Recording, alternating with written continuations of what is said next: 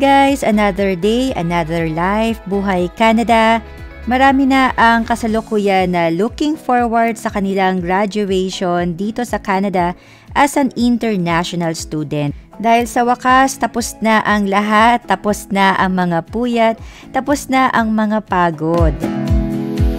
Dahil nga as an international student ay hindi po petiks ang buhay estudyante, talagang maraming ginagawa, maraming assignment, presentation.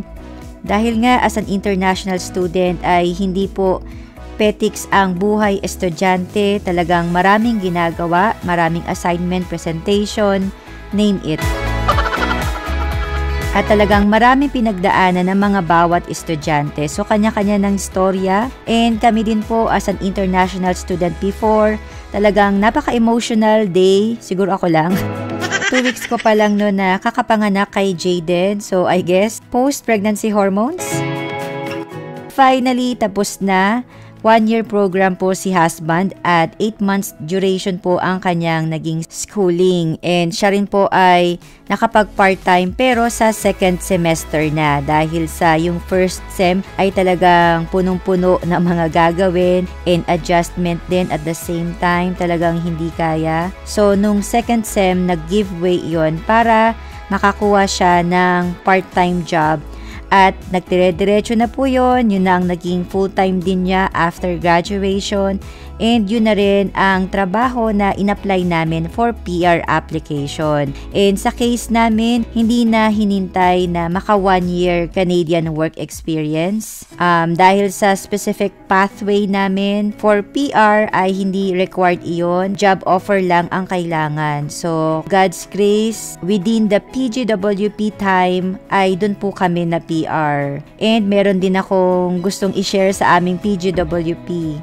So, kung gusto ninyo pong malaman kung ano yon, ito po, please feel free to watch this video. And kahit papano ay may malaking balik po ng kaperahan sa atin. And alam naman natin as a student, magastos, talagang napakagastos.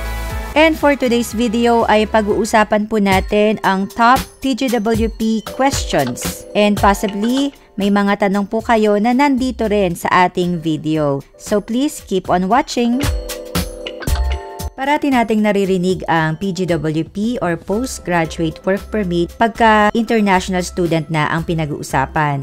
So just to give you an overview, ang Postgraduate Work Permit or PGWP, this is a type of work permit specifically para sa mga international student na nag-graduate from eligible Canadian institution. May mga eligibility requirements ito at maya-maya lang ay iisa-isahin natin to make sure na magiging eligible kayo sa Postgraduate Work Permit after studies. So guys, after studies natin, yung student permit natin ay hanggang dun lang. Hindi siya automatic na meron kang another status. You have to apply for a new status after your study permit. At ang susunod na nga dun ay ang Postgraduate Work Permit. So ano bang meron dito? Ang PGWP will let you stay and work in Canada temporarily after completing their studies. And I could say na talagang napaka-importante ng PGWP na part dahil sa karamihan sa mga students ay ito yung ini-aim which will give them a pathway for their PR application eventually. Dahil usual ay hindi pa na-PR during studies. So kailangan mo na makagraduate, makakuha ng job offer, ma-work out yung mga iba pang requirements. Kaya generally, during the PGWP, dun pa lang nakakapag-apply ng PR or nagiging PR. Kaya recommended na ang maging school ay PGWP eligible.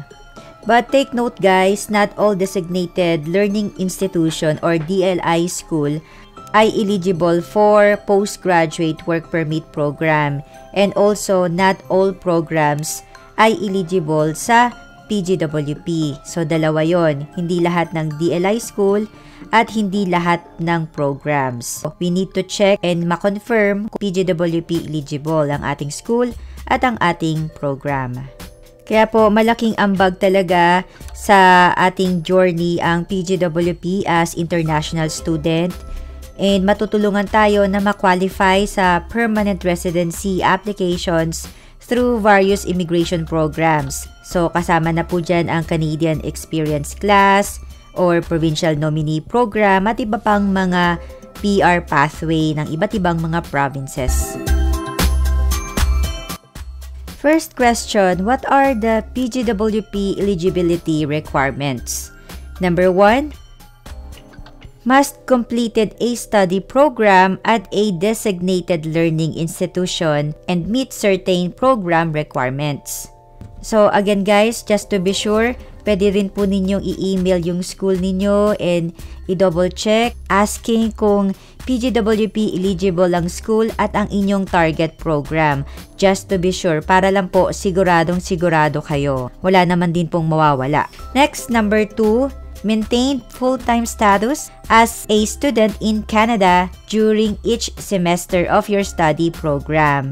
Another eligibility ay dapat ang study permit has been valid within the last 180 days. And lastly, you submitted an application to extend your study permit in Canada before your study permit expired and no decision has been made on your application. So in short po, yung mga may study permit extension, dapat ay nakapag-apply na by this time. Meron na kayong nasubmit na application and hindi napaso yung unang study permit natin. Talagang ingatan nyo po na mawalan kayo ng status, hindi ma-expired ang mga current permit po natin para makaiwas tayo sa mga ganitong problema. Kasi kahit naman na wala pang approval or resulta yung ating extension, basta't nakapag-submit tayo bago mag-expired ang ating naunang study permit. Number 2 question, can I work anywhere in Canada with a post-graduation work permit? The answer is yes. Pwede po kayong mag-work to any employer at kahit saang province din in Canada. And pwede po dyan ang mga full-time or part-time. Naging plano din namin ito na kapag ka PGWP na before, ayun, pwede kami mag-explore sa other provinces since yung sa line of work ni husband ay IT. Pwede sa Ontario, pwede sa BC since mga tech hub yung mga provinces na yon. Pero ayun, God's grace nga po, dito na kami nakakuha pa rin sa aming same destination city nung una, sa Alberta pa rin. Ang good thing lang naman doon ay naging favorable sa amin ang PNP. So since dito na nag-graduate, dito na rin nakakuha ng employer, mas malakas yung chances sa PNP. Though, possible naman yan guys, kahit na-graduate ka sa ibang province, tapos magwo-work ka or magpi-PGWP sa ibang province, okay pa rin naman yon. Dahil may mga provinces na job offer din lang ay pwede ka nang maka-apply sa kanilang mga PNP. Just always double check lang po ang mga requirements ng target province ninyo for their provincial nomination.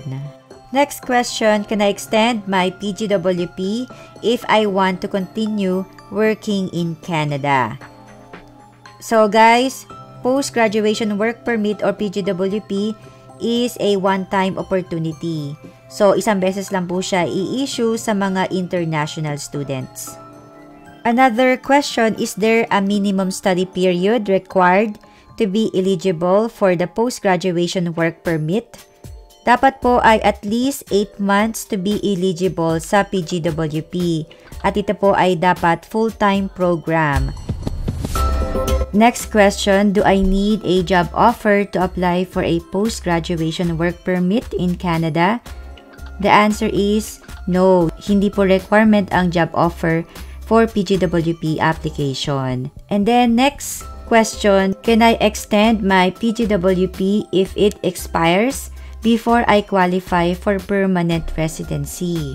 Ang PGWP ay hindi po na-extend. So, ito yung fears ng mga international student, yung maubos yung PGWP at hindi pa nakakapag-apply ng PR. Kaya yung iba, pinipili nila yung 2 years program para mas longer yung PGWP. Another question, when do you apply for PGWP?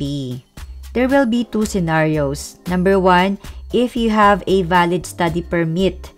So, kailangan ay makapag-apply na po kayo within the 90 days after your completion letter becomes available.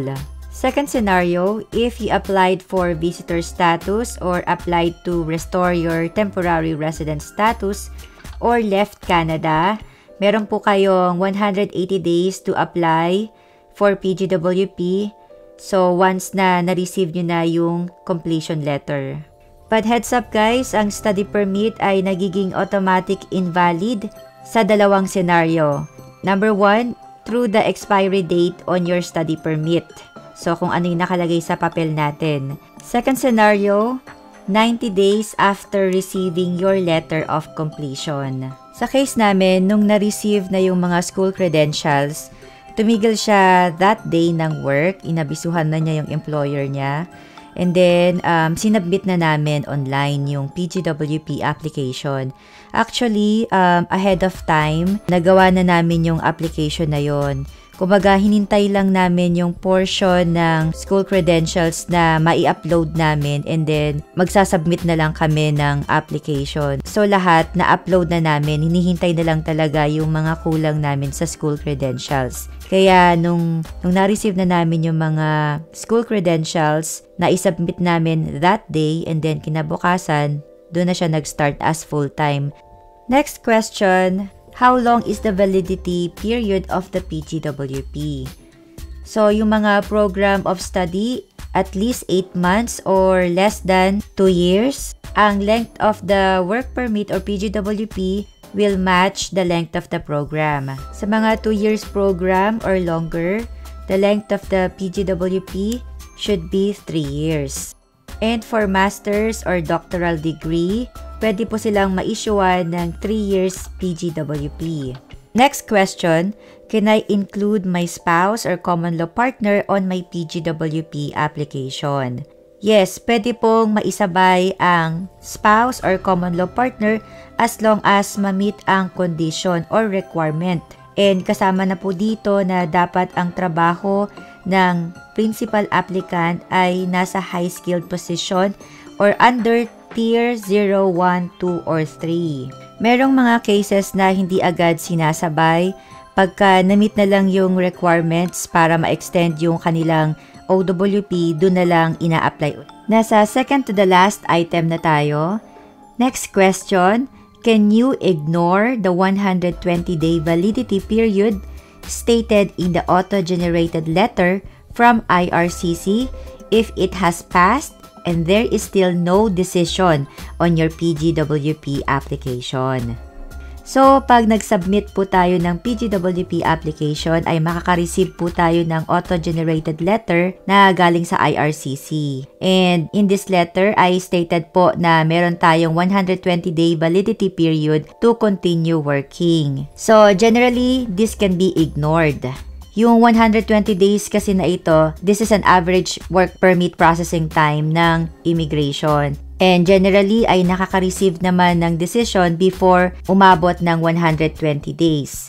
Pero there are cases, katulad po ng cases namin, it's more than 120 days nung na-receive namin. Kung gusto nyo pong makasigurado ay pwede nyo pong gawin na makapag-request ng proof of authorization to work using IRCC web form. Nung nag-research ako before patungkol dito, kung okay lang ba talaga legally na makakapag-work pa rin, pwede pa rin, pagka more than the date na doon stated sa auto-generated letter.